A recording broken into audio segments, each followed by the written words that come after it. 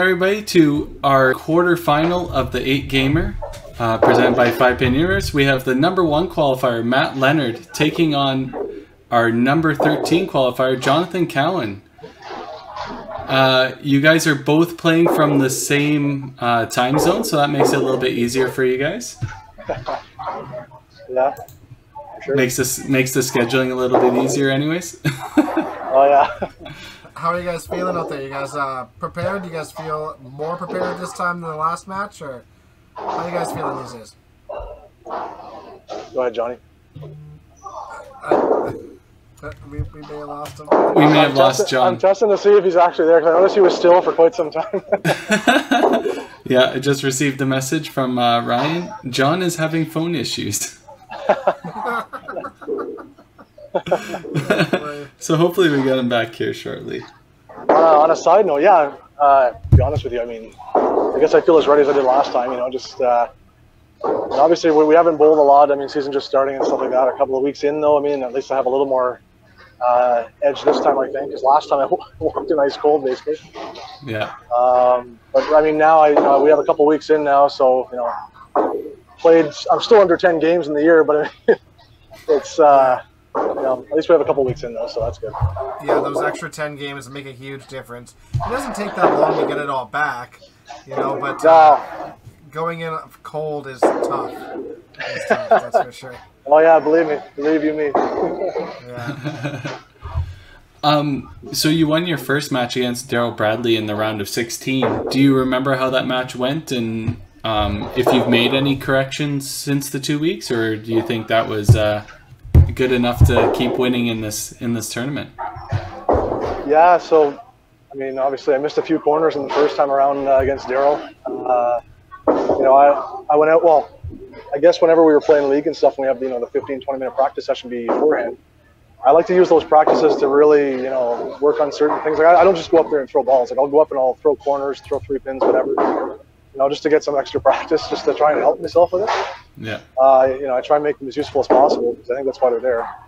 But yeah, you know, I feel probably a little more ready this time around. But I mean, at the end of the day, like, I just got to throw a good shot and just be confident and make sure my timing's on. Yeah, for sure. So do you have any history between you and John playing in any of these events, like the club tour or anything like that? Well, yeah, we haven't actually gone head to head. At least I don't think. But I know that we've played in the same tournaments quite a few times, like, you know, the Open. Actually, go as far back as YBC. Oh, okay. Youth Challenge or whatever, when Johnny was probably about like 2 feet high and I'm about, you know, the same height I am now. Right. And yeah, I remember those days. But yeah, no, obviously we played. Our teams have played each other in the Open. I don't think we've seen each other in Masters. I don't know if John's tried Masters much. I don't know. I did 1 year of teaching Masters. That's it. Oh, teaching. Oh, okay, yeah. Fair. So Jonathon, obviously you beat Mark Johnstone in the preliminary match. That was, from what I recall, was a close match. And then you beat Carter Stretch in the round of 16. It wasn't such a close match. So have you done any practice or anything to adjust to get ready for this match against our #1 qualifier? Nope. Plan's still the same. Plan is still the same. Just go throw my ball. Perfect. And hopefully not have any more technical difficulties. Yes, for sure.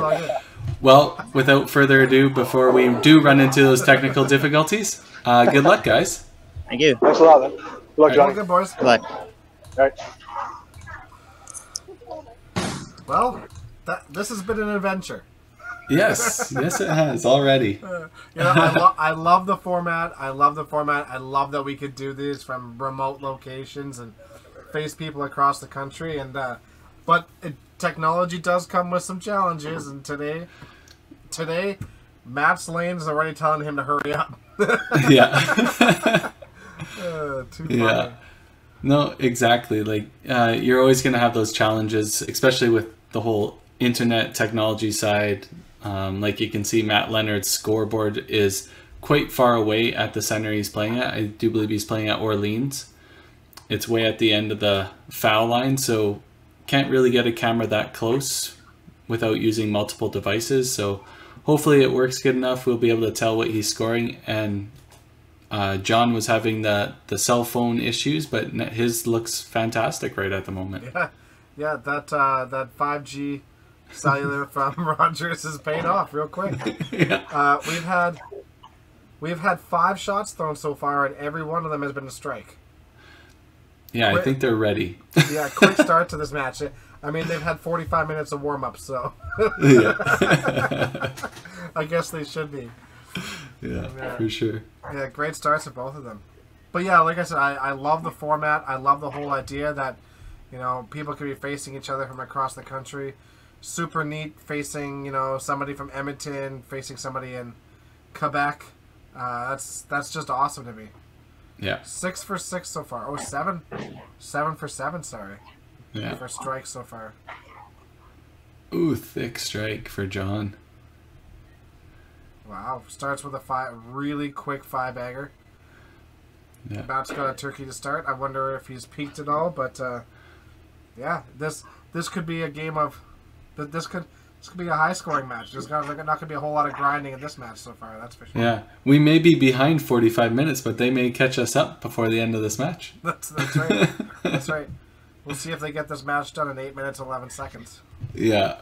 Dexter's proud. He holds the record for fastest live match. So maybe this will be the fastest internet match. That's right. So Matt starts with a 4-bagger, John starts with a 5-bagger, and then a chop spare. Amazing starts of both of them. That's incredible. Yeah. Not much more to say about it than that. You can't sit there and pick apart missing corners and stuff like that. They're just absolutely clutch right now. Yeah, really can't critique anything. They're both playing really good. So absolutely. Sit back and enjoy the strikes, everybody. Yeah. Oh, he just got roasted on that. That looks solid left pocket. Do you think that's a thing about the speed? Because both these guys throw pretty hard. You're going to run into those taps, right? Like John just got tapped on his left corner as well. Yeah, absolutely. Especially when you see the 3-pin start going, you know, in front of the 2-pin. That's just pushing that head pin back so fast, backwards, and hitting the backside of that 3-pin. Could be an offset too, but you know, with that speed, you could run into that risk every once in a while. Yeah, for sure. Matt covers up his corner spare, and so does Jonathon, and they've kept everything black so far. Ooh, our first miss of the match in the 8th frame for Jonathon. Already with 285 in the 8th frame. So 315, he can now max out at 360. Should be a great start. Good cover by him. Matt comes back with a strike. I'll be able to pull up Matt's match against Daryl here for everybody. So Matt went 238, 251, 326 for 815. So really solid 3-game match. And then we have John, when he played Mark, he shot 824, so very comparable. And then he shot 838 against Carter, so right in the same range as Matt. So that 270 to 275 mark, right? Yeah, absolutely.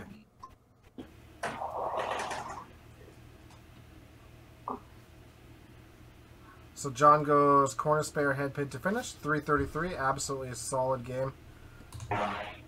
Oh, waiting for a ball for Matt. All good. All good. He's icing John. He's icing John. It's honestly not a bad strategy. Not a bad strategy. Hopefully Jonathon goes out there and takes some practice slides. That's what I've learned. Yeah, exactly. So John will have a nice 5-minute wait while Matt waits for the ball return to bring back a bowling ball and finish his 4 frames. Hopefully John's 5G cellular network holds out. He can take that 37-lane walk to go grab a drink or something now. Yeah. Just a small technical issue at Orleans Bowl. But yeah, like you said, great start for John, 333. Nothing wrong with that. That's a solid start. Yeah. Literally one punch and a miss. Otherwise, all of them are absolutely like great shots. Yeah. And Matt's done the same. I'm interested to see how this first game pans out. Is this where the commentator's black cloud comes in? Because Matt is on a 4:18 pace. You had to say it. I have to. Yeah, that's. You gotta fill the space. But I mean, like, you know, here's John and shooting 333. You know, imagine Matt shooting. Oh, see, there you go. Corner. You're Called it. You're a terrible human being. I am a commentator. I am no longer a bowler, just a commentator. So the black cloud follows. What I said. DB would be proud. DB would be proud. That's right. Well, this is going to be a game where spares are going to be really important because it doesn't look like either of them are going to be leaving a lot of open frames out there. So make sure of every spare and keep it black and pile on the points. Yeah, exactly. These guys aren't giving the pocket away, that's for sure. And it just goes to show, like, Jonathon winning both his matches, he was super consistent, over a 270 average, and Matt over 270 average in his match as well. And his qualifying, he averaged over 300, right? So you know these guys aren't missing the middle much at all. Yeah, you're absolutely right. And to be honest, I mean, both those corners that Matt left looked pretty flush pocket too. And if you go back to his first match, he left a few that were absolutely flush pocket as well. So obviously something that's a little bit susceptible at those lanes, but that doesn't seem to hold him back. He just keep throwing the ball and hitting the pocket and go for the strike. So there's another strike there in the 8th frame. Mm-hmm. I'm not 100%. Does that say 268? Yes, I do believe it's 268. I see 3 blobs, but I think those blobs are 268. Yeah, it's 268. Nice. And another strike. Yeah.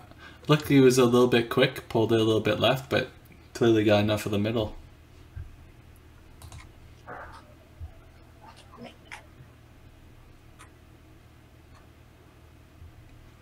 Yeah, it's always interesting how match play is, you know.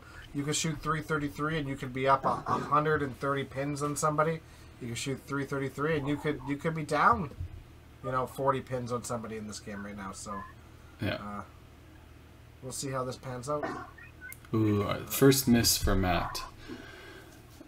Obviously he built a strong game, so if he closes this out, he's still gonna have a bit of a lead.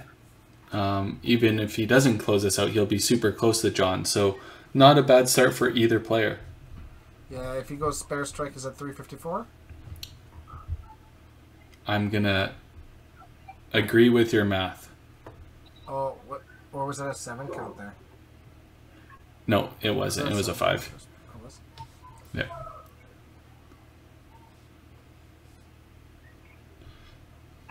Yeah, 335 with a ball in hand.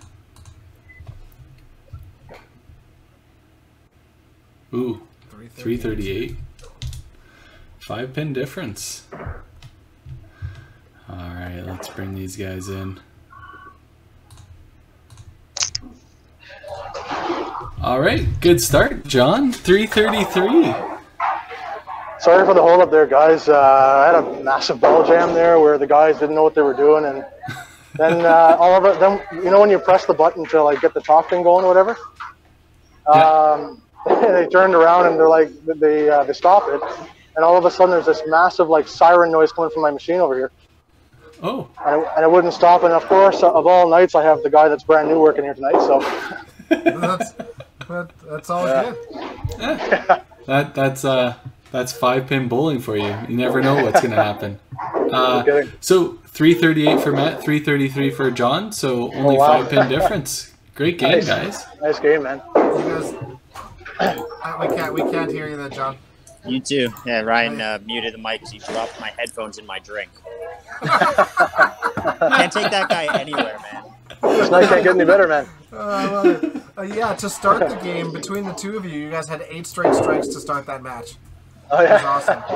Yeah, and then yeah, John was a couple frames ahead, and he had a chop off. It was like 5-bagger chop off, and you started with 4-bagger corner spare or something.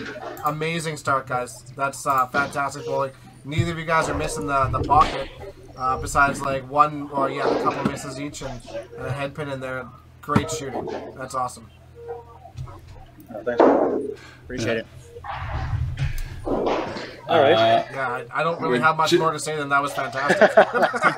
No, it was great. We can't really critique you. I'm assuming you guys aren't going to make any changes. So Yeah, solid on your corner spares and both of you. Yeah, That's awesome. about that, yeah. So that's great. Keep it up. I guess good luck in the next game because I'm pretty much done talking. All right, man. Are we ready to go, I guess? Yeah, let's do it. All right, man. Good luck. alrighty, good luck, guys. It's all good, guys.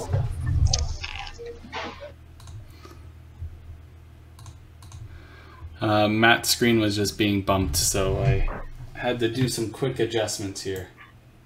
Does he have it in a shoe? No, but that's a great way to hold a camera. We found out. It is. It is. Ingenuity. I like it. Yeah.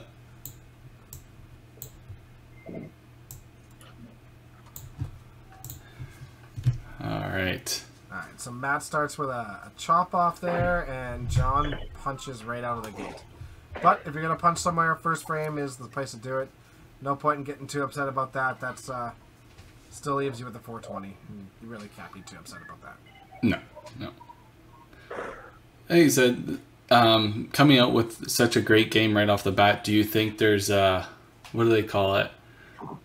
The score is high or whatever. Do you think this game's going to be a little bit less exciting? Do you think they're going to run into a little bit more issues, or do you think they're going to keep the hot hand? And you know, it depends really.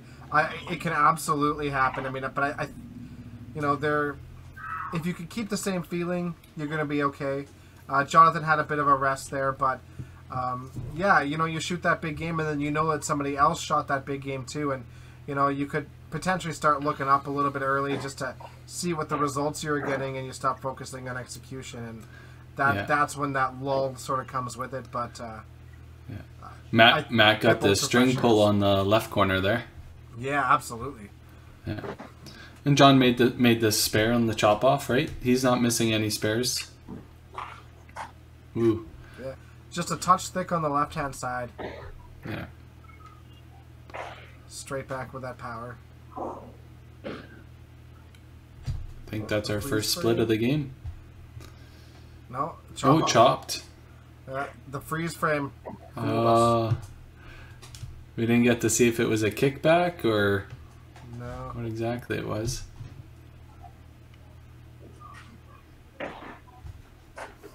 But they've been both solid on chop-off spares, which is, to me, like see, yeah, my turn. Black cloud. My Black turn. Cloud. We should just sit here and shut up, Gary. That's what we should do. Yeah. Matt's not gonna want us to commentate any of his stuff. We black clouded him twice already. That's all right. He's already won a match, so obviously he can handle it. Ooh, 3-pin. There's our first miscue from John. He threw the one side in game one, but that's a big miscue. Yeah, the one on in the first game, he didn't miss by much. You could tell it was close. He thought he might catch the middle. This one, that one obviously wasn't, and then you try to overcorrect and throw it into the pin side because with that power shooting it on the whole side, you're never going to carry that 2-pin, at least from that angle. So that's the risk you run, right? Yeah, you need a really small ball if you're going to try and spare that. Small and light, something that's going to jump, right? Or create a different angle, you know? Yeah, exactly. I mean, you and I have both ripped enough 3-pins on Thursday nights to know how to play a different line going for 3-pin spares, so... Yeah, that used to be my specialty. I haven't practiced it in a while, and I'm glad. Yeah. We just practiced it when Mitch Davies lost that one time. Yeah. We did some solid 3-pin spare practice there for a while. You never know when you're gonna need the shot. Back when Vine was a thing. Yeah, that's right. Now it would be all over TikTok. It would be for sure. with a boomerang. Even on Instagram, we could do that and still mock Mitch. All in good fun. We love Mitch. He has his. Well, I guess I'm gonna screw up the timeline here. He's in the round of 16 for this tournament, so you guys will see that match coming out shortly, if it already hasn't been released. Yeah, that's right. No spoilers yet. No spoilers yet. So you're starting to see scoring slow down a little. They're coming in a little bit tighter on the middle. Looks like a little less freewheeling, that's for sure. Yeah. 121 and 6 for John there, And Matt has 85 in the fourth. Yeah, and John just punched again. Yeah, Matt miscued, just missed. I want to give props to Jeff England for the graphics up there. They are fantastic. Yeah, I really wish you'd utilize the whole screen though, but I get for the 2 lanes it makes sense. When there's only 1 lane going, why can't you use the whole screen? It might be a temporary thing going on right now with the 6 feet masks and stuff. Yeah. I'm not sure. Maybe. We'll COVID give protocol. the benefit of the doubt. Yeah. My Elon internet is crushing it right now. You guys are getting full 1080p. Yeah. The blob is getting bigger. Yeah. Just wait for the satellite to come back. It'll be fine. Yeah. Got lost in its orbit. Jonathon's just punching everything right now. Yeah. But from what we've seen, it doesn't seem like Matt's right on a big trajectory right now either. So, be sure of everything and pick all you would, because it could come down to that in the end. Yeah, exactly.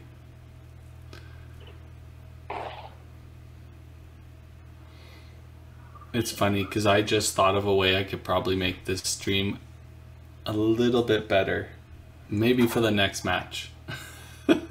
You're like 2 months late on that, homie. Yeah. Thinking of new things every day.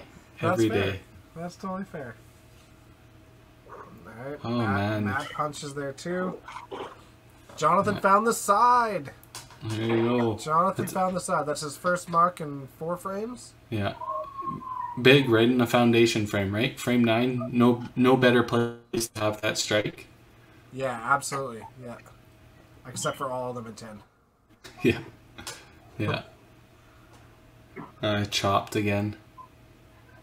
Now he's going to have to pick his wood and throw a strike for a 208 to finish. Which, like we said, that might not hurt him, right? And that's the way match play is, You start watching one person tighten up, the other person starts tightening up too, and all of a sudden you go from a 338 and a 333 to a 200 and a 210. Yeah, exactly.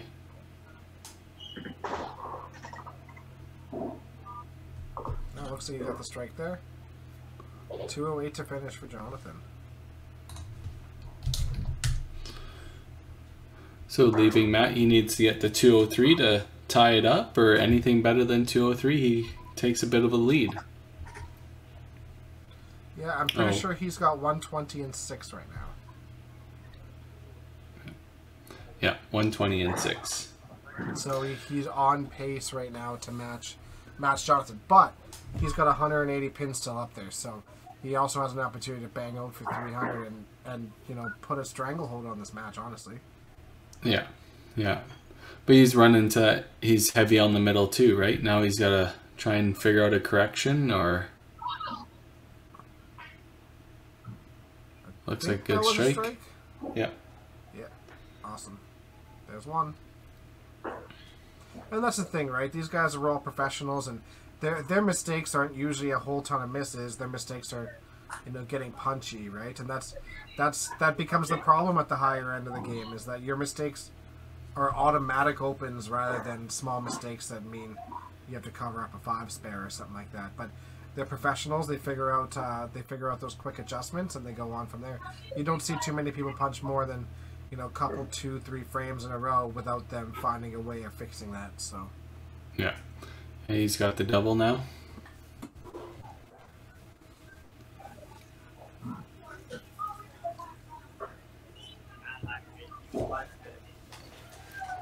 This is a big shot from Matt.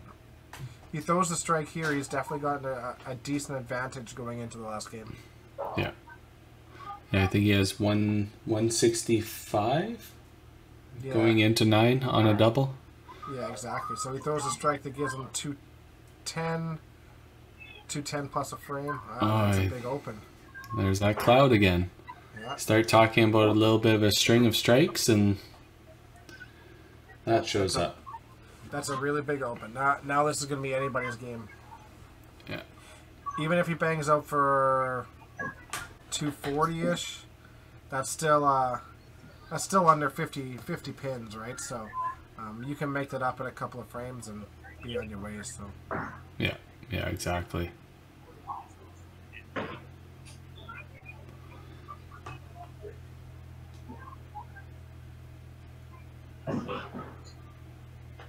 Good sticks. Yeah, so 195 going into 10. No mark working. So he can get to 240. Not bad math, eh? Just guessing at numbers. You're doing all right. You're doing all right.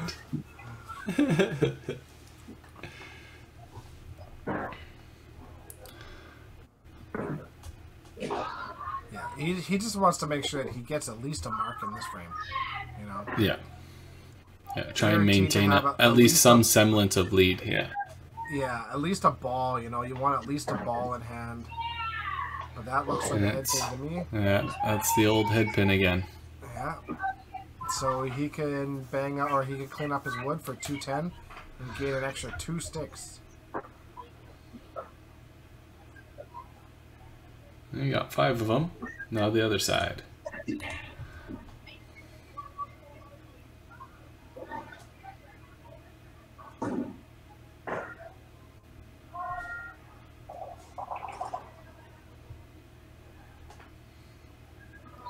Yep, full clean. So 548 to 541. 7 sticks. She's a close one. Yep. Yeah.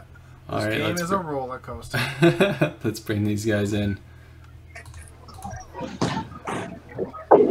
Hey guys, this is a different interview than the last one. Match play is so funny. Eh? First game, you guys are both lights out, super solid. This game, you both got just punchy, right? Just the small mistakes right into the middle of it, and that's kind of the way it goes. And you end up with 208 and 210, and it's gonna be a fight right to the finish line. I have no idea what to expect next game. Hey, by the way, Johnny, was I making you wait there? Were you done a while back, or? Probably like 5 minutes, roughly 5-10 minutes. Yeah, honestly, sorry about that, man. It's just the workers they got here. I don't know what's going on tonight. Honestly, I'm not worried. No worries. That's all. Anyways, so how are you guys feeling? What kind of adjustments you guys are gonna make into the next game? What was going on? hit the goddamn side. That sounds about right. Yeah, that's a good start. That's a good start. Yeah, you guys kind of ran into the same issues. You're a little bit heavy on the middle. Started punching, chopping. Right? It's a tough game when you gotta pick up every single stick just to hopefully minimize what you're down by. And it turns out that you guys are super close. So yeah, definitely count blessings on that one. Yeah. It's funny how match play works out that way all the time. Yeah. No kidding.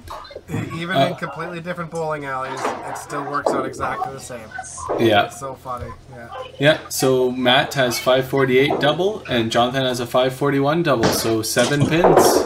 Good luck, guys. Good luck, Good luck, Matt. Welcome, guys. Alrighty. Do we have predictions for this? I don't know what to expect right now. 300s. I have a funny feeling they're going to come out both throwing hard. Yeah. You know, Matt really clutched up in the last match against Daryl, throwing a 5-bagger to finish and come back and beating Daryl. So you know what's in him, and yeah. John starts with a strike and Matt starts with a chop. Yeah, it looks like it came in a little bit thick right for Matt, and I imagine that's probably a pretty common result for coming in from that angle. So yeah. Pick a spare, move on, and Jonathon follows up frame 2 with a chop. Good half. Yeah. And spares.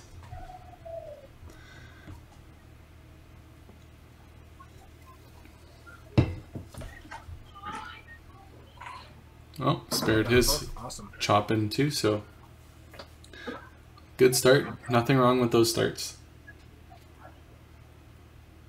Yeah, it's amazing how you can go from freewheeling to not so quickly. Yeah. And it's just a matter of finding that rhythm and getting back into that. And good shot by Matt. They're just alternating strikes and chop offs right now. Ooh. Jonathon just makes me a liar. I've learned over doing all these matches, don't make assumptions at what's going to happen next, because it's never right. That's kind of the fun of it, isn't it? Yeah, true. Good shot. It looks like it got it from behind there. Yeah, rolled it out. Yeah. Nice shot. Like I said, that match against Daryl, he absolutely clutched up. So let's see if he puts it back together. Yeah.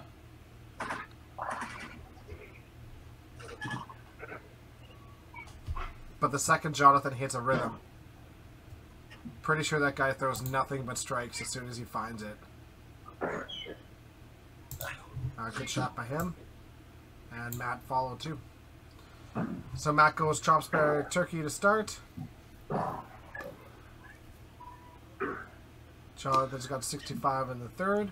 Strike in 4. Yeah. If Matt keeps this up, Jonathon's going to have to start running some strikes here now. Yeah, he's going to have to find something quick. Yeah. He's hitting both sides right now.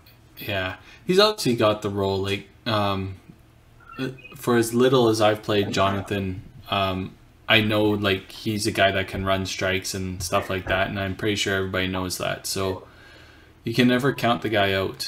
That's how he beat Mark Johnstone. He banged out 5 in a row to win his match against him. So, he just got absolutely robbed on that one. That was buried right side. You know, and for a guy with that much speed, he gets quite a bit of movement on his ball too. Yeah, it's breaking pretty hard to the right, and those are 3 really good shots. He's gonna be bitter about that corner, but he needs to make sure of that spare.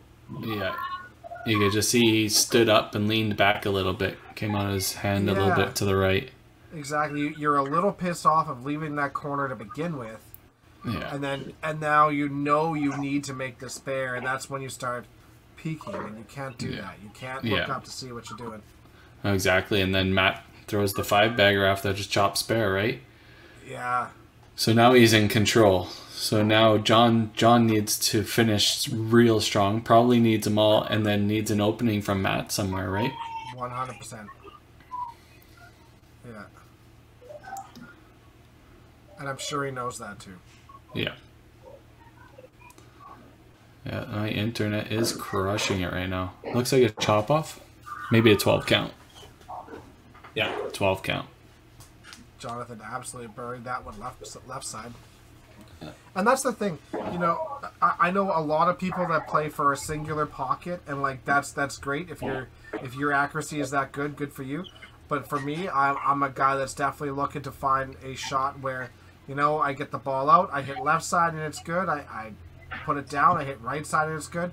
And that's kind of where Jonathon's at the moment, is he's burrowing at both sides of the head pin, but that's what allows you to just freewheel and let go and just string a whole bunch of strikes. Yeah, no, exactly. Ooh. Well, he needs a spare. He can't leave anything out there now. Yeah. By Neb's math, it looks like he could bang out for, he could finish for 296. And Matt just missed. which means Matt needs 290 to win by 1, right? Yeah. That's the magic number at the moment. He's got 262? 290 to win by 1. Yeah. Oh, I thought you said 291 for some reason. I don't know what I said. I think I said 290, but we'll go back on the replay and find out after. Yeah, how about not?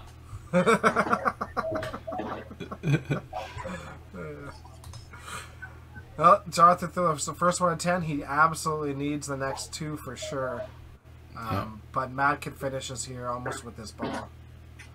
Yeah, so that'll put him at that's huge. 282. He needs 8 pins and 2 frames. I think he's got that pretty much locked up. Yeah. I'm just going to mark Jonathon in here for the 296.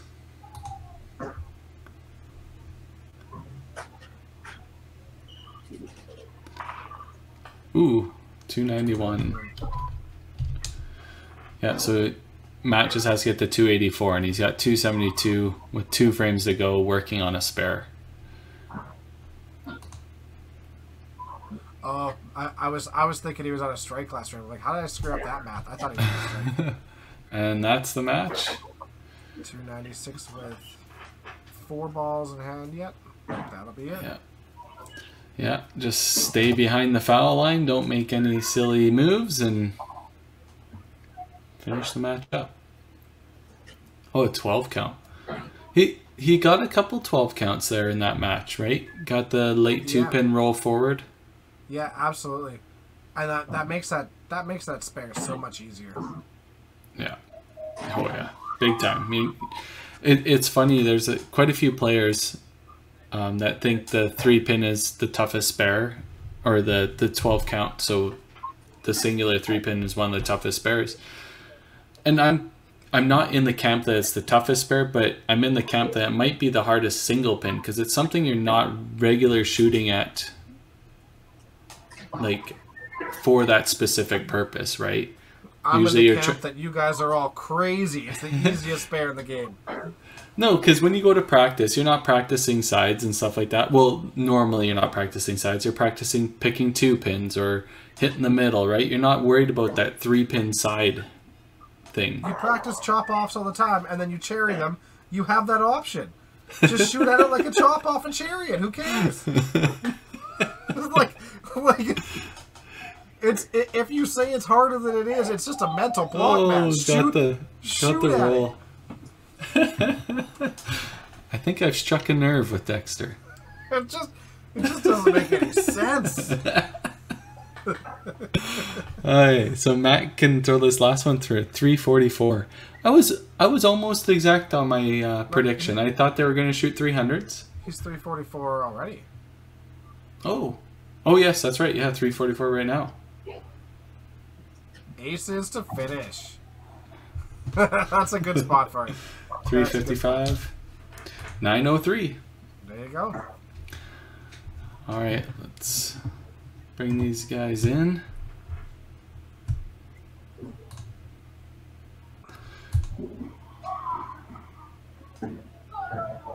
Hey, buddy. Hey, man. Hey, guys. Oh, sorry, guys. No, you're good. I swear it's not COVID. Great finish, Matt. 355. John, 290. It was there. You kind of struggled in the middle of that game. Like it was a great finish, just unfortunately not enough. Yeah, a couple shots didn't go my way. It is what it is. You got absolutely roasted on that left corner. That was a great shot, and you could see the frustration. And then did the frustration play into the miss on that corner? A little bit, yeah. I definitely felt myself overthrow it. Just the second it left my hand, I knew exactly what happened. Yeah, that's tough. I mean, you expect it to go, and then you have to shoot at it, and you know you need strikes because I saw you come back and peek. So, so. Well, sorry guys, I gotta say, Johnny, though, man, it's what 290 what 291 you said? 291. Got a couple of bad breaks, like you said there. Oh my God, that's good bowling, though, man. Seriously. Yeah, it's hard to complain when you lose with 830. Well, hell of a good cross, that's for sure. Yeah, Matt, great shooting, buddy. You know what? We talked about it a little bit. You clutched up at the end of your match against Daryl to come back and win that match, and you know you came out absolutely flying in this match too. You're sure pretty solid when your back's against the wall. That's for sure. Thanks, man. Yeah, I will admit, whenever I have a gun to my head, usually I start running. So, Matt, congrats. You are obviously moving on to the semifinals. We'll schedule that match as soon as we can figure out who's the other side of the semifinal. And congrats to you, John, for playing this 8-gamer and winning 2 matches and making the cut. You take home $458, so we'll get that sent to you right away. Awesome. Thank you. Help pay for your Roger. Yeah. There you go. Help pay for that 5G. Exactly. Good run though, Johnny. I mean, I know you got through those first 2 guys, man. I mean, I gotta say, like, match play is a tough game. Like, you know, if you go anybody's way, right, and it's just a matter of like who comes out that night, whatever. And the fact that you made it through 2 rounds, like, it's hard enough to get through 1 round, man, let alone 2. So That's it. That's good bowling, man. Some of the best across the country. Can't complain. Yeah. Right. Well, thanks very much, John, for competing in this tournament. And Matt, good luck to you in the semis. Thanks a lot. Hey, Johnny, we'll see you soon. Well, and maybe you guys too if I go to TPC there. I don't think I'll go to Calgary, I don't think, but maybe TPC if I can get out there. That'd be awesome, man. I'll definitely see you guys at TPC. Awesome. Love it. All right, guys. Have a good one. All right. See you later, guys.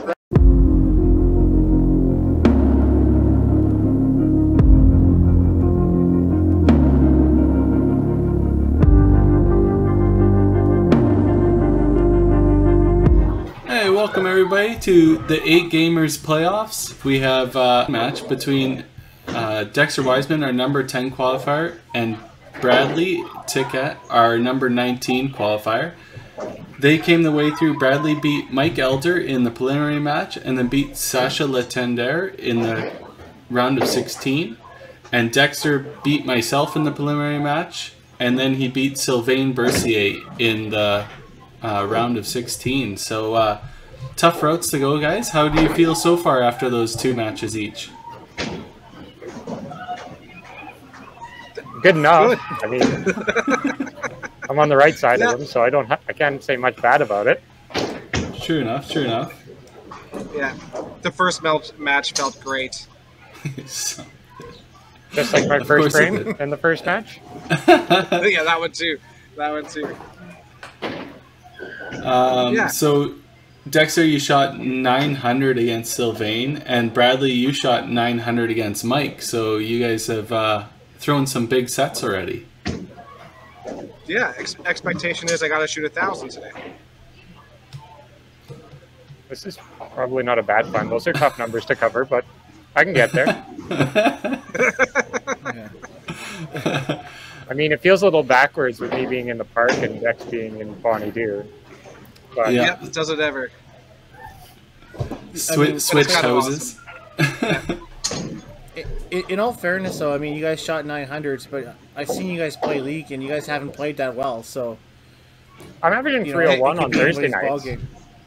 Yeah, I mean, I shot what 1140 on. I shot 1140 on Sunday. What did you shoot on Sunday? Oh no, shit, sorry, you weren't there. My bad. Yeah, Tim didn't show up. Didn't throw a bad ball, I tell you. But you know what? I got all 8 points. All right, guys. Well, you know how the match is. It's 3 games total pinfall, and good luck. Yeah, bowl good, buddy. Play well.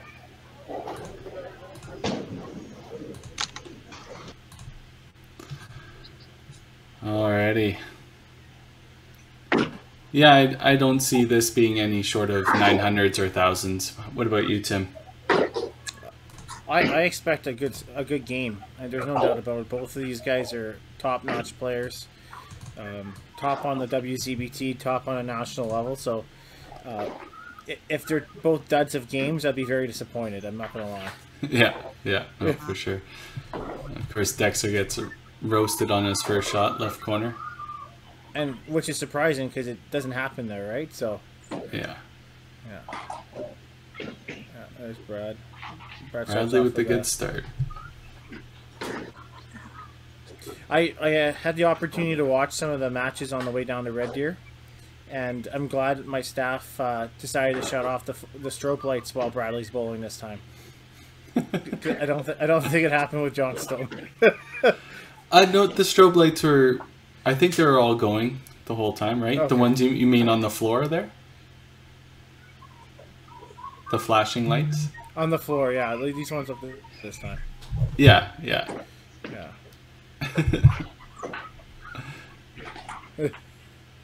Oh, nice shot. Oh, he gets the lights falling.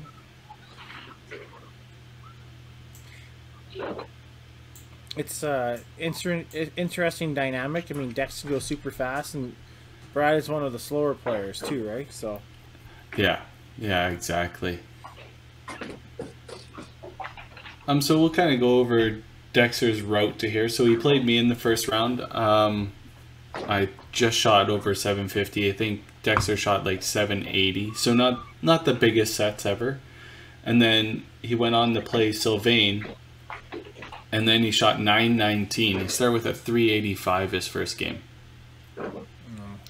Not off to the hot start he was thinking like he did against Sylvain, that's for sure.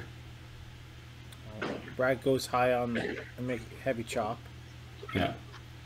And then Bradley's route, he played Mike Elder. He shot 921 with a 380 to finish. And then he played Sasha and only shot a 780, but was fortunate enough to get him through that match. Yeah. Sasha struggled, right? If I remember correctly. Yeah. He just came right off work, and I think he threw his shoes on and started bowling, right? So. Yeah, exactly. Yeah, that's the tough thing with these matches, right? In different locations, different time zones. Hard to get them all scheduled properly for everybody to be all practiced up and ready to go. So some people had to make sacrifices and stuff like that. The same thing with this match here. Dexter came straight out of a meeting, ran down to the lanes, the setup, and he's ready to go, right? Yeah. It's tough. It's just whenever things are available, right? Yeah, exactly. Yeah. So this is a pretty big match. I don't know if we've ever discussed the actual payouts for these matches, but just to qualify was $114.50 for the top 24. So they all got their entry fee money back. It cost you $100 to play this event. So they've already gotten that back. And then just pull it up here. And then if you win your preliminary match, it was $171.75. And then the round of 16 is the same number, and the round of 8 is the same number. Holy cow! So right now they're already saying almost close to $500 or $500. Yeah. Oh, sorry. The quarters are worth $343.50. So this is the first quarterfinal match. Right. So they're sitting at $500 already, right? With the qualifying and their 2 wins. Yeah, $458. So then, if they win this match, yeah, they'll be at $800. So Dexter throws a strike there, and he didn't seem he was too pleased with it. But he gets the strike. Bradley punches 5. So. Dexter's kind of all over the place. Yeah, well, it must be the yellow shirt. So I don't know. He's won 2 matches already. I don't think he has to worry about the color of his shirt. Yeah, very, very true. Bradley's off to a methodical start. Yeah, it's Bradley. One thing about Bradley is he always hits the middle, right? He always plugs along, right? Very, very unlikely he'll miss.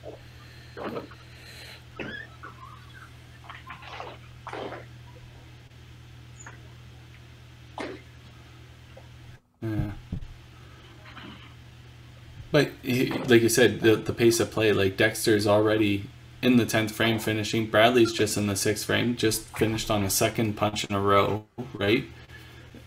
This pace of play may end up putting him behind the 8 ball if he doesn't finish this game strong, and all of a sudden he realizes Dexter's been sitting for half a game getting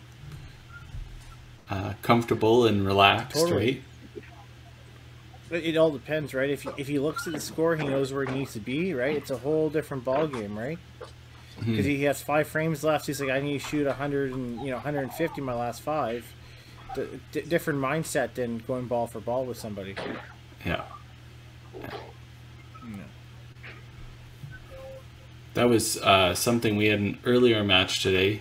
It was a round of 16 match between Talon McGraw and Ryan Cowen, and they were actually playing in the same center. So it was like a tournament style match. They were head to head. They could see their demeanors and everything like that. It was made it for a little bit interesting compared to what we've been doing through all these matches, having them at different centers, right? Oh, it makes it way better. Probably a little bit more enjoyable too. Probably. Well, it was a little rough because it was single person commentary, so the commentary was very dry. Oh, you're calling yourself dry, eh? Oh yeah, big time. It was literally I come with the history of the players a little bit, and then pretty much play by play, and then I stopped doing that because I didn't want to take away from the actual match, so I just sat back and relaxed a lot of it. It could have been, yeah. I mean, yeah, I can call you Buck now. Call you Buck Martinez. Buck. Oh no. Yeah. But Okay, Bradley had so three head pins in a row. He's been a little bit thick on the middle there. Oh man, you see Dexter intently watching in the in the background there. Yeah.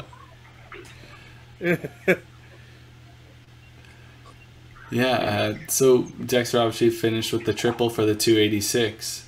And we got Bradley here that's going to need to figure something out in 9 and 10 to not be behind by a whole bunch, right? Yeah. Well, yeah, because he's saying, what, 100 and maxed at 156? Yeah. Right, so he'll only be down by 30 then? Yeah. 154. Yeah, 156, yeah.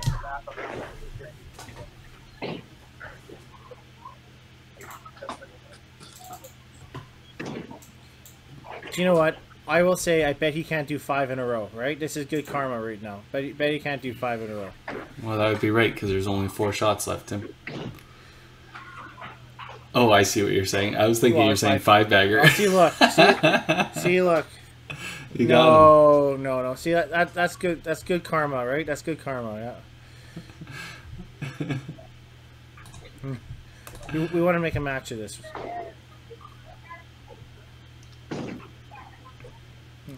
So, yeah, bangs out. This is the big first one here.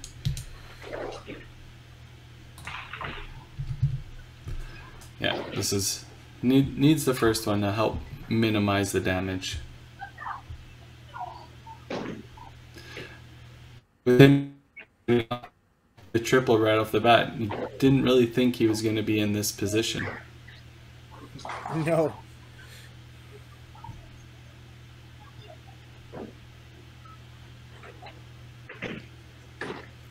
There he goes. It's the big first ball in 10.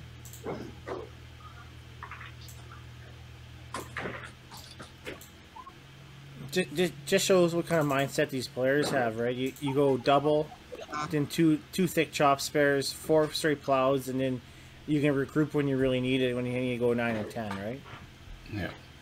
Yeah, exactly.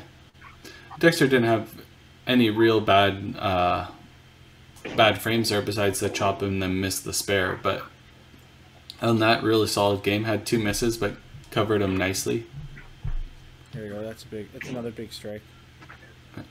Do you wonder, all these people open play beside Bradley or anybody beside doing these fist pumps? Do you wonder how weird these people think these guys are filming each other doing this?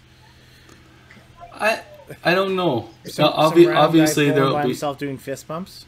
Yeah, obviously there will be some stuff behind that, but hopefully people see that there's ingenuity. Maybe they realize that this is something else, right?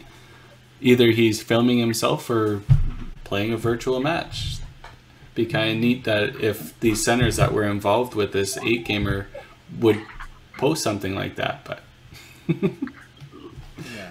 256. On Monday night, we had some special needs at Bowl on Monday night, and they were cheering them on while it was going on, so they enjoyed it. Good. Yeah. All right, let's bring these guys in.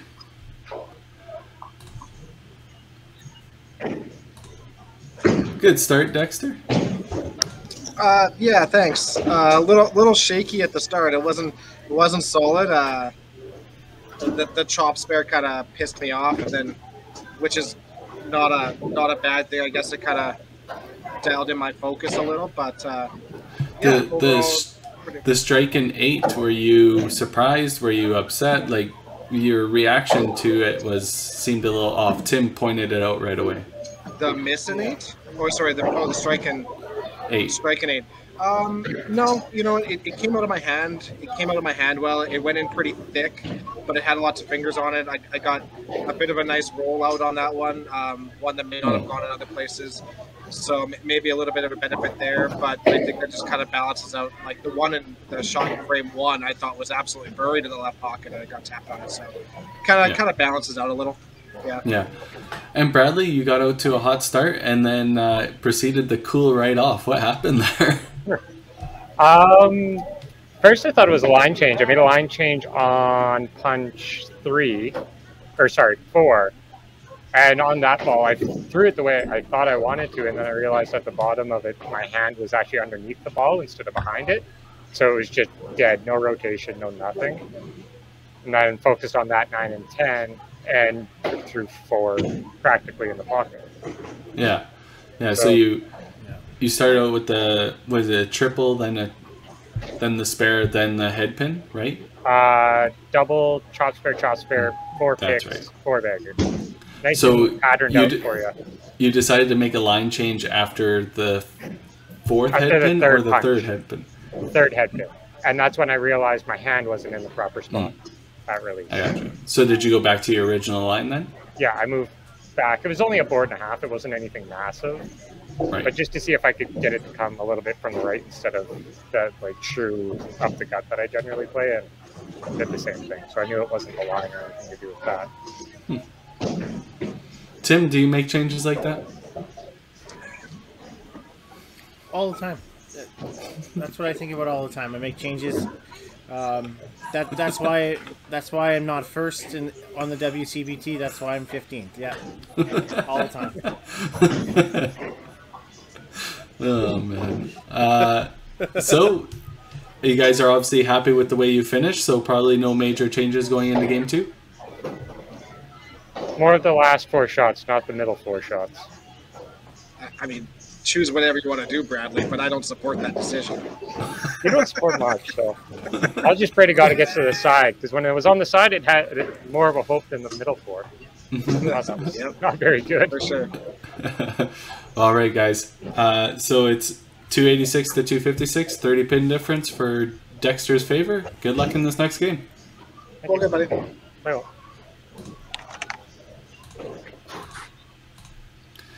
All right. They made a game of it. Yep. Didn't take long. I kind of figured it was going to go that route, right? Even though Bradley struggled in the middle, he was going to have a strong finish. Doesn't want to be behind too much, right? No. Like I said, they're 2 of the best in Canada. They would figure it out, you would think. Yeah. Right? And it's crazy to think that Brad found out that his hand was at the bottom of the bowling ball and made that quick adjustment, right? Most average people out there wouldn't even think about that, right? No, exactly. Yeah.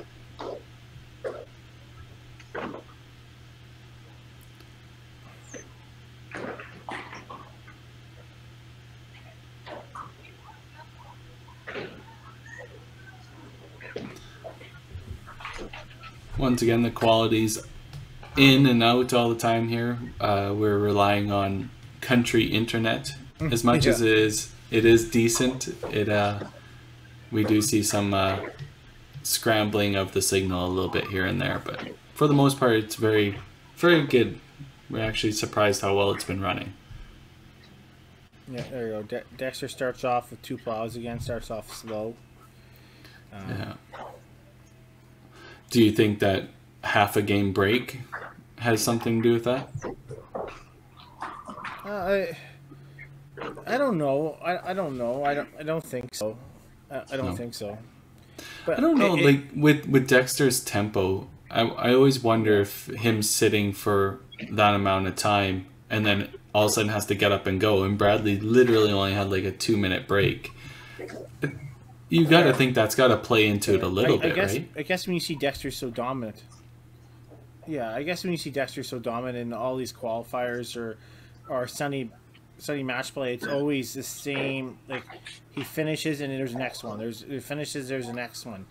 Right? There's no big, huge delay, right? So I guess you're probably correct on it. He'll say otherwise, right? But yeah, for sure, because nobody wants to admit that that issue, right? But if Dexter's tempo would have been a little bit more laid back and then he wouldn't have had that sit, maybe it changes how he starts this game. I don't know. It's obviously he's one of the best players in Canada. He'll always deny that situation, and it may not be true. Maybe he just started out flat, but it's definitely got to play a little bit into it, I think.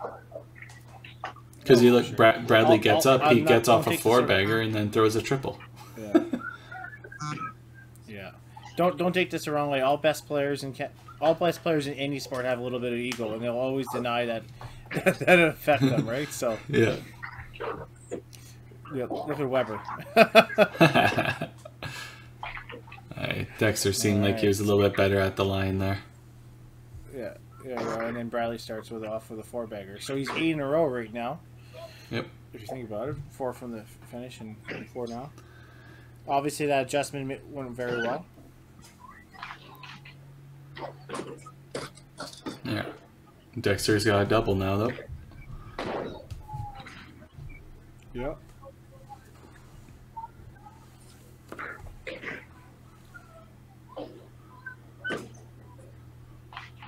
See, and now this is where I think Dexter's tempo really benefits him, right? Like, he's on a roll, he'll just keep rolling, and he may finish this game on a streak.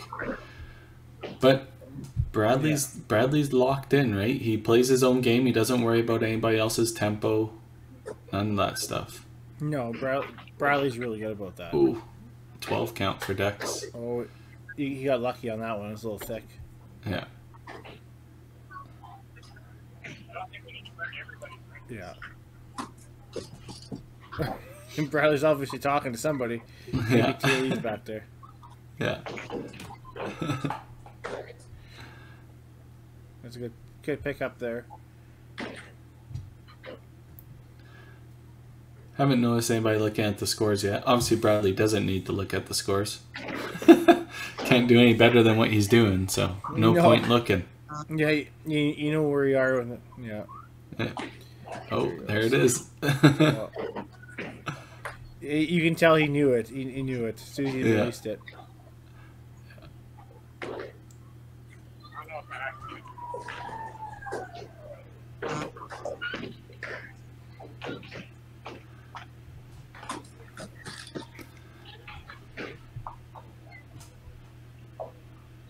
All right, so he picks up the spare.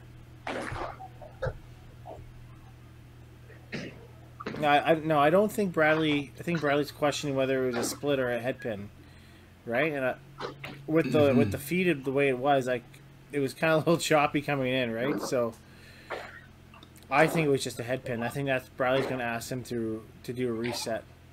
Yeah, I believe so. From what I seen, it was a head pin, and I kind of looked away, so I didn't see the final.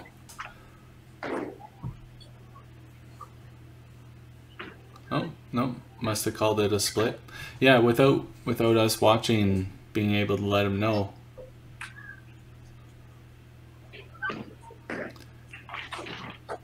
Oh, I guess you won 4. Maybe they look back at it. It could be split gate all over again.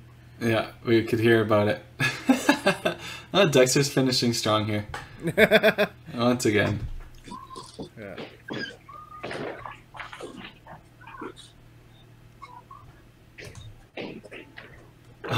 Bradley did ask us in chat. We don't believe so. Sorry, Bradley, but I don't think that really changed anything. No. Well, I guess we'll find out if the game goes down by 1. By 4. But he may adjust his score, right? Yeah. So 305 for Dexter. Big finish after that 3 headpins in a row start. It's a big finish.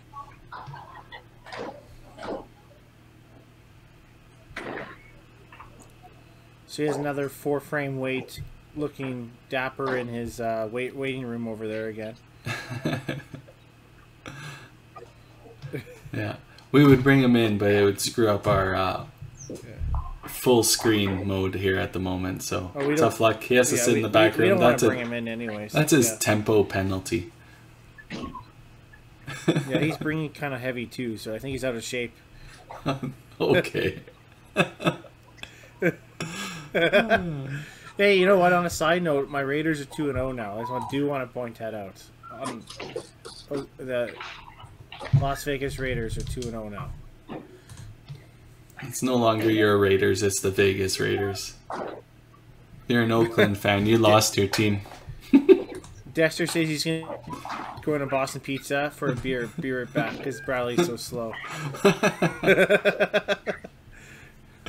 Yeah. Right, Bradley's still shooting strong. Only had the 1 hiccup so far.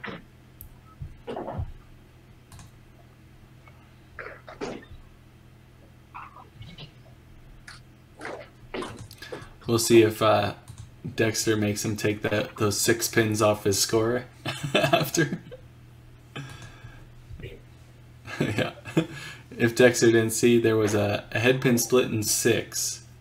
Me and Tim both thought it was a head pin, but unfortunately we didn't see. We were looking at the way you were playing at that moment as soon as he punched.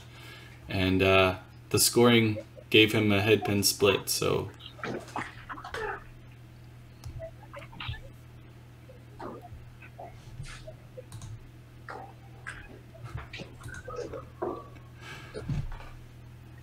So 286 and 9. Up here for Bradley. Yeah. You could erase some of that 30 pin deficit. 376. Yeah. 370 without the head pin split. I wonder if Bradley will update the scoring. We should check in with him if he's going to do that for Dexter. We don't have a judge of play, and then everybody's going to talk about it after.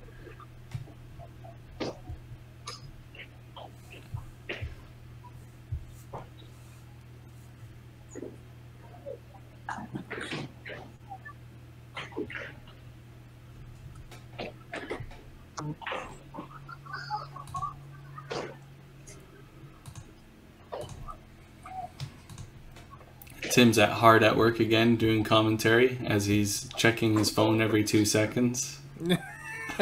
It's work. It's work. It's work. I don't care.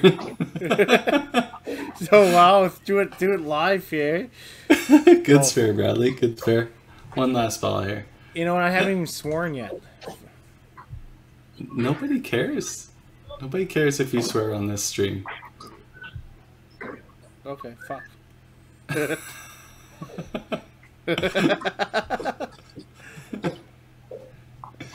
I'm just really worried. Like every time I do commentary, somebody quits, right? So it's very tough for me to speak my mind because Weber quit last time, right? So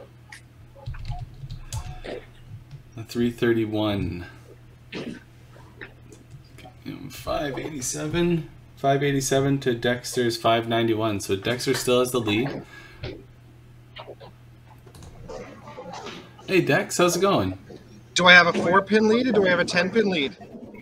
We're going to check in Bradley and find out if he knew if it split or not. Yeah. Hey yeah. Bradley. Good day.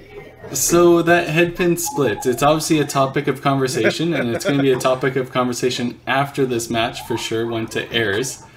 Did you happen to see it split? Because we didn't. We seen just a head pin. I didn't see it. once I let go of the ball, I knew it was going to be a split of some capacity, whether it was a headpin or headpin split, so I didn't watch it. I didn't have anybody see it either, so Right. I wasn't certain what the call was on that one. And I didn't see your message in time, sorry. Nope, no worries, no worries. So in baseball terms, is this where I say that I'm playing under protest? Giant P? It's true. I think you should play under protest, and if you lose by those 6 pins, then we have a discrepancy and we'll have to check it. Yeah. Is everybody good with that? Yeah, I mean, this is the fairest way to do it. Yeah, perfect. So my recommendation is don't win by 6, Bradley. Yeah, I'll win by 7 just to make sure it twists just a little bit forward. Perfect. So obviously both good games, 331 and 305. You guys are heating up. Dexter, what happened at the very start of that game? Was the half a game break too much or what? Yeah, 100%. It's a long time. That's why I actually go out and have to take some practice slides and get back into the rhythm of it, and then find that rhythm again. And then after the third punch, I got mad, so I started throwing hyper aggressive, and here we are. I thought you were going to the gym to help that out, Dex. But it doesn't make any difference. It's just a long time to cool down. I don't know. I just thought your body would be better adapted by now after 2 matches. But something we got to look into for the third game, I guess, right? So Tim's full of advice from the guy sitting on the couch that didn't make it. Hey, they don't hire the big guns to become commentary, right? So that's all I'm saying. I like how you said hire. Nobody hires anybody in this industry. Yeah, that's right. No. Yeah. Anyway, so Bradley, how did you feel with the start with the 5-bagger? Yeah. It was good. It was exactly what I meant to do. The one in, I think it was 2, was super thick. And I was kind of praying to get away with that one and rolled out. So I was happy with it. 5-baggers to start never hurt causes. After my first 3 punches, I came back and I took a brief look to see. I was like, turkey, all right. I threw 9 balls in the time it took you to take 3. Yep. 9 balls to your 3. And I came back and I was like, well, I guess I better throw some strikes. I don't know what to tell you. I'm too stupid to keep it simple or something like that. I got nothing. That's okay. I could go as fast as I want in this game. It doesn't matter. That's true. Right. So obviously it's 591 to 587. 4 pins in Dexter's favor, or 10. We don't really know. Like, is that obvious? Once again, Dexter's playing the rest of this match under protest, and if it's within those sticks, we'll have to do a review. All right, buddy, pull good. I'm not gonna lie. I kind of hope it's within that number. I just want to see some kind of drama. Yeah, totally fair. It'll be interesting. All right, play well, guys. Pull good, buddy.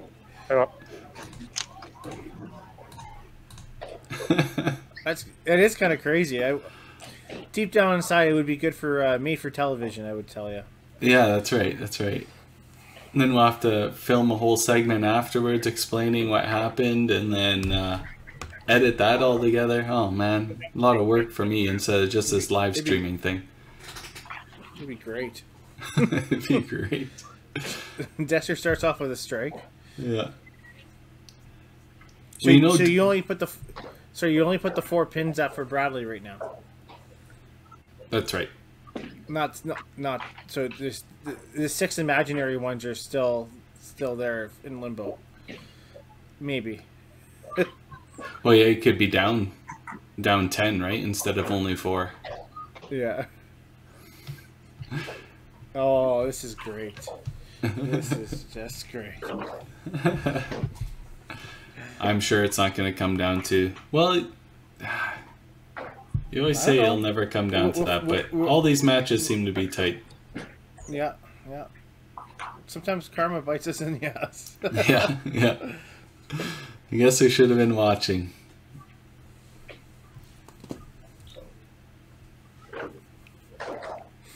Maybe if 5-Pin Universe gets more sponsors, we can hire, Judges of play. Yeah.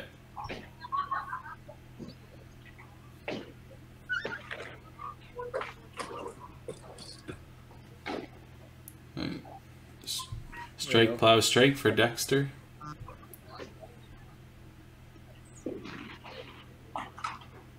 Oh. No, that's another thick one, eh? Good roll on that shot. Yeah.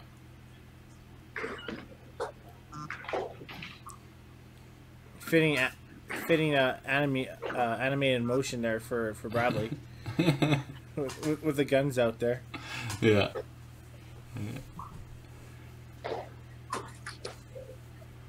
This is a great match. This is going to come down to, like you said, the under protest score maybe, and yeah, fitting for our first quarterfinal match. We mentioned 900s. We mentioned 900s too, right? And you look at it right now; they're on pace for that. Yeah.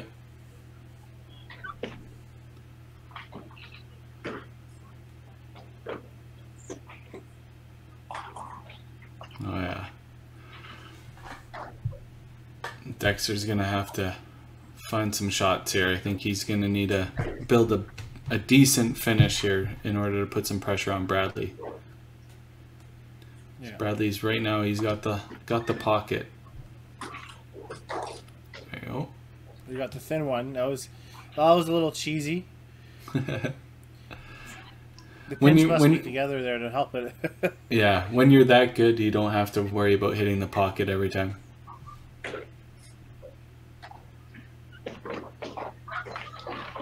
Yeah, just nose out of his hand, eh? Dexter's already got 4 frames. Yeah, 4 frames ahead already. Oh, chop. Brad gets a thick chop, right? You kind of push that one out of his hand. Right, so this is where Dexter can put a little bit of pressure on Brad. Yeah. Right, and you can tell none of them are actually looking at the scores either, right? So no, they're not. They're not looking. They know they just got to put the best score they can. Right. I was there when Brad was. I was actually working when Brad was playing. I think Sasha and Taylor wasn't even letting him know where he was. It was so. Ooh. Oh, Dexter got went way too fast on that. Yeah.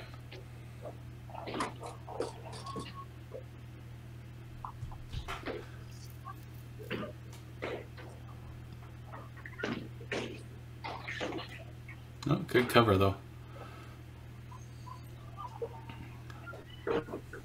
Thinking he's gonna need them all here. 313 to max, right? Yep. Brad pitches. That's his first pitch, I think, all game. Yeah, first real miscue. Oh, thick. Oh no, 7. Wow. Oh, that could be huge. Yeah.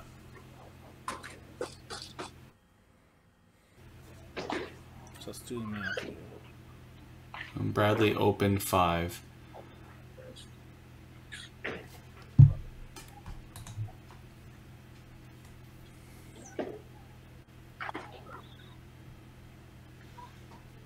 Let's see what we got here.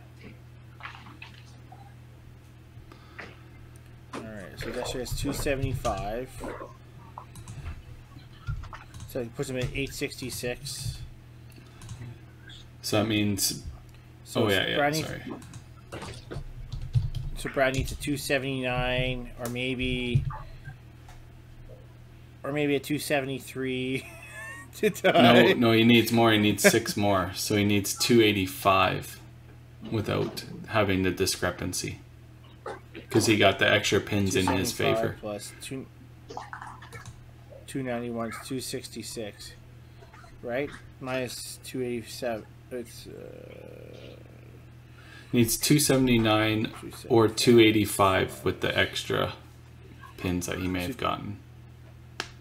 Yeah, right.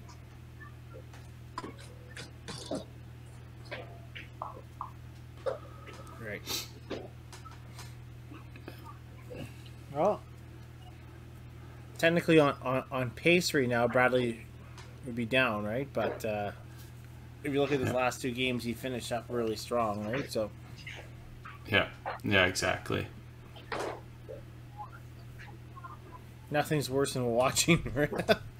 Yeah, Dexter gets to watch this all. Ooh, Big split. Oh, it's a thick split.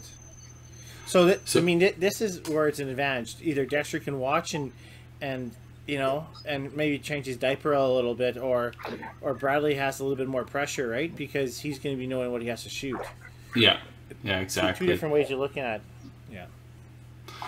So with the scores we have in hand after 2 without the discrepancy, Bradley will have to shoot 279 to tie, 280 to win, or 285 with the discrepancy, 286 to win. So it's big 8-9 here.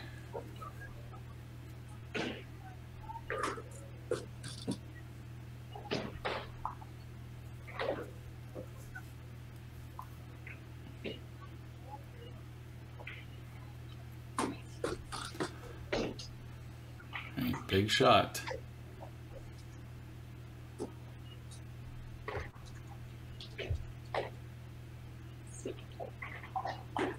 Ooh.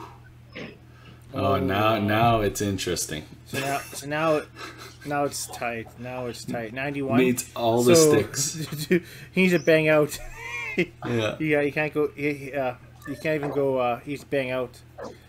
So he has to bang out, and if he bangs out, then we have to check the recording for that kickback. Because he can get to 291, which... Oh, no. We can get to, 281, which puts him in the middle of the discrepancy. Yeah. Oh, no. Tim, you called for this, so are you the one reviewing you know what? I have no background in any of that stuff, so that's all carry. Yeah. Yeah. So if he throws a 3-bagger and a corner, he ties Dexter.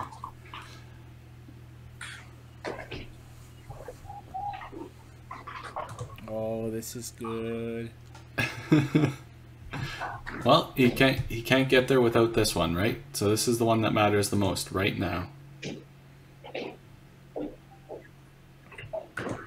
Yeah. The cliche, one ball at a time. Yeah.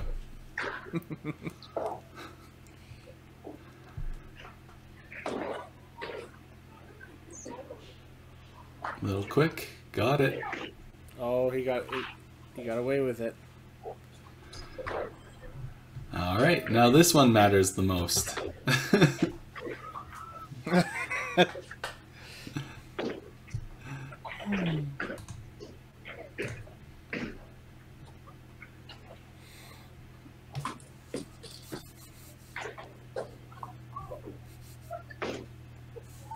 This could be our most exciting match so far. Yeah. Yeah, this is pretty intense.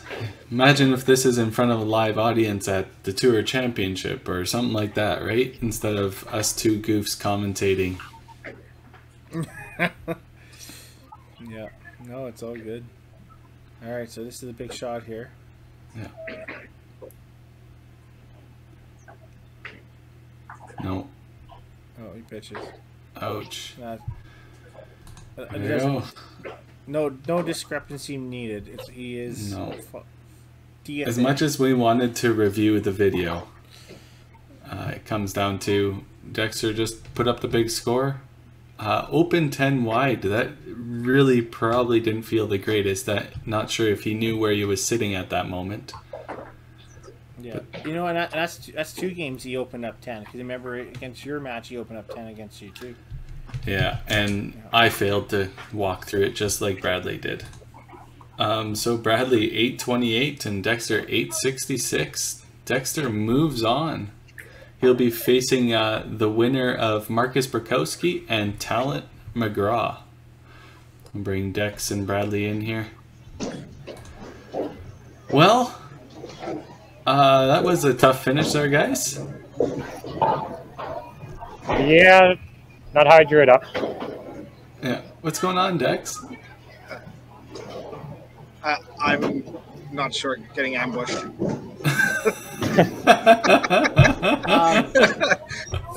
So Bradley, did you know where you were sitting going the last couple of frames? Yeah. Okay. So if you would have banged out, you would have fell right in that discrepancy, and then we Yeah, I would know. have I the knew that. review tape. I came back and talked to my girlfriend, and I was like, if I sheet this, if I'm within that 6, that's not a very good number. And boy, did I give that first ball in 10 no chance of getting anywhere close. Yeah. That the one in 9 was really good though. Thought you were definitely gonna go off the sheet. I thought it was there. I thought that was the shot I needed to like just mentally hop it. Yeah. Dexter, what happened in 10 there when you punched on the first ball? Honestly, just I'm okay with that shot. It came out of my hand, okay, just not really great placement. I was happier, not happy with the result, but it was a better shot than the one in 9. You know, after the start in game 2, my whole focus became on my shoulders and just making sure that I kept my shoulders square, and that's kind of like a timing mechanism for me too, because it keeps my shoulder or my feet kind of slower. Because when my feet go fast, my shoulders open. Of course, frame 9, I really wanted that one. Stopped thinking about it, opened the shoulders right away, and pulled it left. So I was more pissed off about that shot than I was with the head pin. But the head pin, I thought was like that's real trouble. That 275 range was a difficult spot to be in, and I knew that right away because I knew Brad started out well, and I again kind of struggled out of the gates. So I knew that head pin could come down the line, but I definitely wanted to finish the game early. I wanted to just make sure of all my shots and like put some pressure on for sure. Yeah, for sure. Yeah. So with the lack of bowling, Dexter, do you think your nerves got to you a little bit in 9 and 10 there? What was that? Speak up, Tim. Do you think your nerves got to you in 9 and 10? No, I got excited. Okay. It wasn't nerves. I really wanted that strike. It wasn't like I was shaking and nervous or anything. I just was too aggressive, honestly. So yeah, no, it's a little bit different. Yeah. So with that being said, Dexter, you do move on to face the winner of Marcus and Talon. And Bradley, it was a good run. You made $458 in this event, so you more than quadrupled your money. So congrats on that. Thank you. And we'll get that payout to you shortly. And thanks again. Good playing. Thank you. Awesome. Good playing, Brad. Thanks. You too, Dex. Thanks, guys.